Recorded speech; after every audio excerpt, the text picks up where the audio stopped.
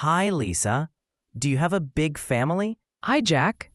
Yes, my family is quite big. That's cool. How many people are in your family? There are 6 people in my family. Wow. Who are they?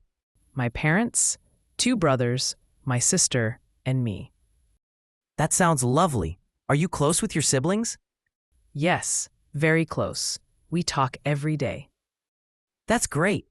I only have one younger brother. That's nice too. Is he friendly? Yes, he's really sweet.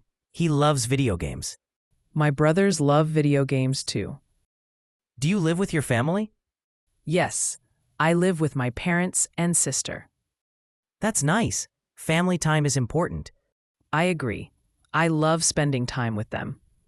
Do you have any special memories with your family? Yes, last summer we went camping together. That sounds fun. Where did you go? We went to a mountain near the lake. It was beautiful. Did you sleep in tents? Yes, and we made a fire and roasted marshmallows.